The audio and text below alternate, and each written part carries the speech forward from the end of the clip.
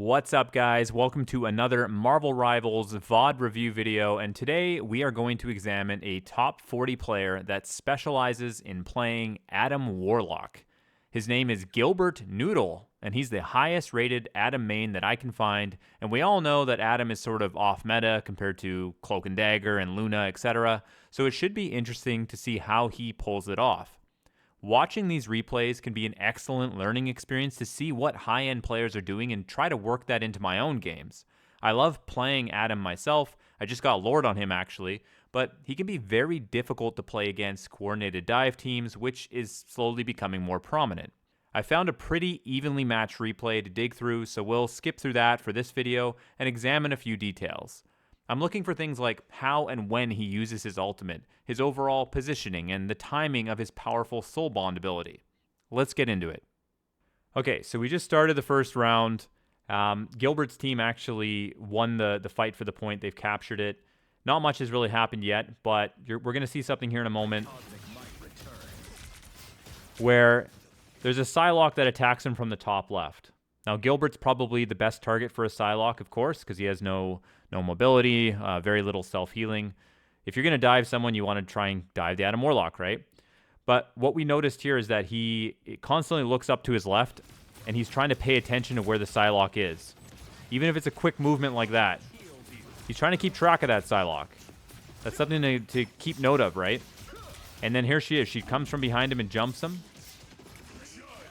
He fights back a bit. He stays alive, but the main focus for him is still dealing with this. He's not going to sit there and turn his body around and just stare at the Psylocke and try and fight her. This is his main priority, of course, but he needs to keep himself alive.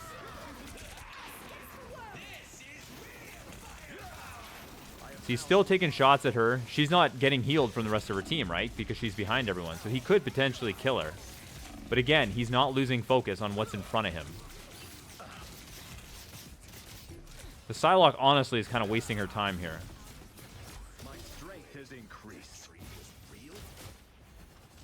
So the takeaway from this whole fight was he stays in the middle of his team. He does pay attention to who is diving him and where they are. He's trying to keep track of them. And other than that, he puts very little focus on them. He charges up the odd attack and shoots it at them. If he lands a good, nice, solid hit, she's got to go get a health kit or try and get healed, or he's gonna scare her off. But overall, he's just staying where he should be and doing his thing. Okay, so we skip ahead a little bit here. I want to point out that Adam has his ult now, but he's not healing as much. If his teammates are taking much damage, he's not using his heal right away. He's doing that so his other healers, who do not have their ultimates, they can gain ult. If he heals, he doesn't gain anything out of it. So he's letting them do the healing, but also he can save his burst heals with his E for situations like this.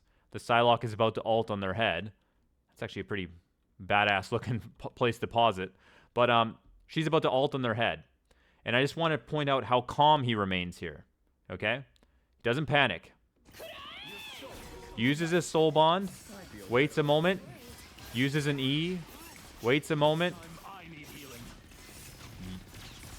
That's it. The damage is being split between him and his allies with the Psylocke ult and the soul bond. So it basically completely negates her ult. No one else had to ult. His Luna didn't ult. His Invisible Woman didn't ult. No one had to use an ult to counter the Psylocke ult. Just remain calm and stay inside the ultimate and let Soul Bond do its thing. Okay, so for the next clip here, he's actually taking a very different angle from the rest of his team. His whole team's over here defending the main capture point, and he's come around the side, and he's looking for picks here. This is risky. If the enemy team were to just like push into his team right now, there's a few seconds where his team is at a disadvantage, basically. But he makes it pay off with a little bit of luck. He actually gets a pick on the Hela, just randomly shooting through the door. So that's huge. But him being at this unexpected off angle paid off immediately. But he stays here then, and he gets a great angle on the enemy supports here in the back line. Now, it doesn't lead to any kills, almost, but it is pressure. You never know, like, maybe one of his other teammates lands a sick shot, the Moon Knight hits somebody, like, whatever it is could happen here. But he is making the enemy pay attention to a totally different angle. What the enemy does in response is actually push into his team now. So their Moon Knight ults, they kill 2, but then he comes right back right away to defend the team here. So you can go for a little bit of an off angle. I mean, that was pretty intense. He was way off in another room. But going to some side angles and looking to get some hits through, either behind people's shields, behind where they think they're safe, is a really big part of Adam Warlock's kit. I've noticed that Gilbert here is constantly charging up his right click. He's not doing like some weird left click, right click spamming shit. It's basically charge up your whole right click, let it fly, shoot a left click. If you land everything, you can kill somebody.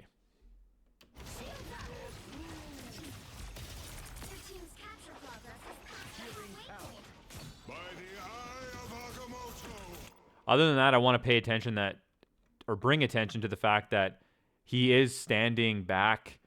His positioning is really good. He's not overextending himself. He's not putting himself in any kind of real danger. The enemy team that he's against does not have any dive characters, which is probably why he took that off angle. No one can quickly close the gap on him. They're all ranged. They're all going to be grouped together. So he took advantage of that as well. Okay, so Gilbert's team lost the second round. They could not get through the choke point against Groot, Doctor Strange, Moon Knight, and Hela. They lost the second round, so it was tied up 1-1. We're starting the third round, and his team's Doctor Strange is portaling. So he does something really cool here. The enemy Moon Knight ults and kills 2 members of his team.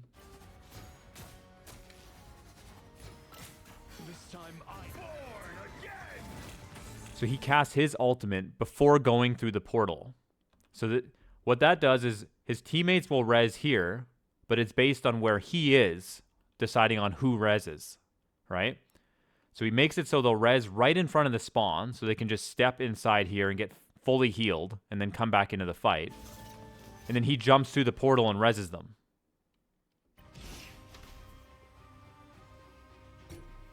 So it's a nice little trick if you're on the second round of a domination, or third round in this case, where you can ult at your spawn, jump through the portal, res your teammates, and they'll res safely at the spawn right away. It saves that like 8-second delay, right? Okay, so a little bit later in the round here, and he's taking the off angle again. His team's down on the capture point. He's coming around the side. You can really kind of use the third person to your advantage and peek around corners with your fully charged up attack. So he comes around here. He almost gets a kill. If he had focused on just the Groot, I think he would have killed him, but he hits the Hela and the Groot. Almost dies, but they kill the Hela, which is great. Kills the Groot. And now here I want to point out something really important. He dies, okay? That's his first death this game, but he dies, right? And so he has his Adam Warlock res that he could use. But he's not. Even though his whole team's alive, his whole team has ultimates, he doesn't res. He cancels it. Why? Well, he's saving it. He doesn't need to res here. He trusts that by the time he can run back and get back to his team, that they're not going to die, that they're not going to engage in a hard team fight, or they're going to use their ultimates to survive, or whatever. And he can save his passive regeneration for the next fight. If he dies in the middle of it or at the beginning or whatever, he can res and still contribute again. So he made the assessment. That's why he backed up there and kind of stared at the whole team. He made the assessment, decided, nah, I'm going to cancel this. I'll run back. So that's another, like, big brain kind of play. A lot of people would just crack the res. Oh, well, I'm safe. I might as well res, right? Well, no, not necessarily. You could be wasting the res as well. So that's kind of a key little thing to keep note of. It's a very powerful passive. Having 2 lives is a big deal, but you don't always need to use it. Okay, so here we are late into the round, and this is a great example of how you can properly use Adam Warlock's ult. A lot of people you see, they use it in the worst spots. They're in the middle of the fight and they're ulting just to get their team killed again. But this Gilbert guy, he's backed up, okay? He's taken the high ground. He's backed up and he's stayed out of vision, out of the fight. Why? Yet again, why? Well, they know the enemy team's getting desperate. The clock is winding down here. The enemy team has to make a big play here. They probably realize that Groot ult and Moon Knight ult and stuff like that haven't been used for a bit, right? So they probably know the enemies have it. So he stays out of trouble, out of danger, out of sight, and he's waiting for them to make their move.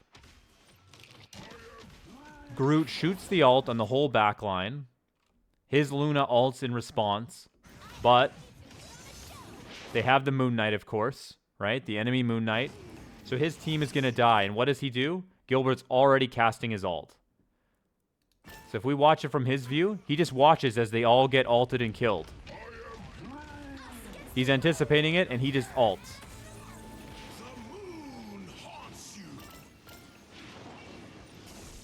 So as soon as they die, they're being rezzed up top. Now, I will say, I don't like how he put his ult here. He should have just turned it slightly to the side because he's in vision of everyone. All the enemies can see them. But whatever, it works out.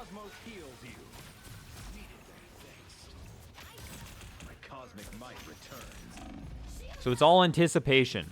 And with Adam Warlock, because of his, ability... See, now he has his passive up that we mentioned earlier. He can res again.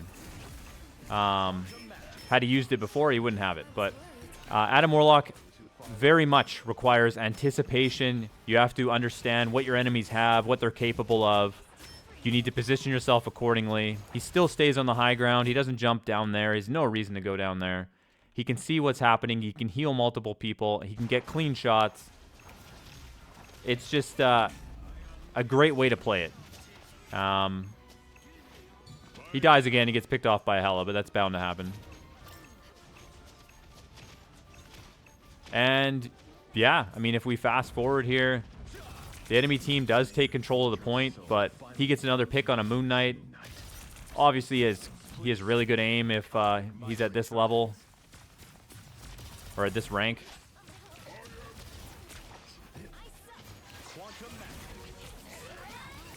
He E's, he soul bonds, the team's moving in. The enemy team's pretty much out of resources. Just the cloak and dagger ult.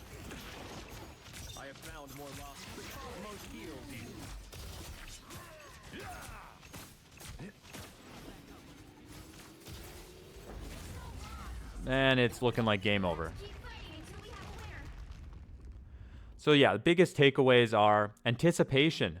A big part of anticipation is actually looking at what the enemy team is playing, which characters. This game would have looked very, very different if they had Black Panther and Psylocke, for example, compared to Moon Knight and Hela. He would have been getting dove and been in danger a lot more. But he knew he could take a little bit riskier angles because they didn't have those characters. He anticipated when the enemy probably had ultimates that they wanted to use. He made sure he got to safety well in advance. So they basically use all their ultimates. They're gone, and he uses his one ultimate to res the whole team and heal them to full, and we get to reset the fight, except the enemy team has no ultimates now. So that's one big powerful thing about Adam. He keeps the pressure on with his right click. Very simple. Even if you just shoot it into the crowd, that's big, but if you can try and pick somebody off, even better. And yeah, one of the main takeaways as well is his damage output is high. His deaths are low, again, because of the team comms. His healing is quite low, but it's bursty healing, right? He's saving someone's life when they get chunked. When they get hit by something big, he can press E, give them a big heal all at once. These other guys have the consistent healing down.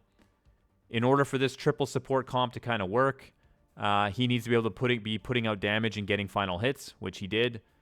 He had three really strong ultimates, really, throughout the match. And just that last one especially, when the enemy team used their big boy ultimates and he just negated them, essentially. Go ahead, kill my team, I'll just res them. Now we have the high ground and we get to start the fight again. So I'm going to definitely put some of this into my own gameplay with Adam Warlock. He's one of my favorite characters, but he can be very frustrating to play against divey comps. Teams that get in your face, that don't give him much space to do anything. But this was a great example of when you should use him and how you should use him. So hopefully we can all learn something from this video. Thank you guys for watching. I do stream pretty much daily on twitch.tv/Silva66. I'll link it in the description of the video. If you have any other tips and tricks for Adam Warlock, any other little things you want to mention from this video, let me know in the comments. Thank you again and take care.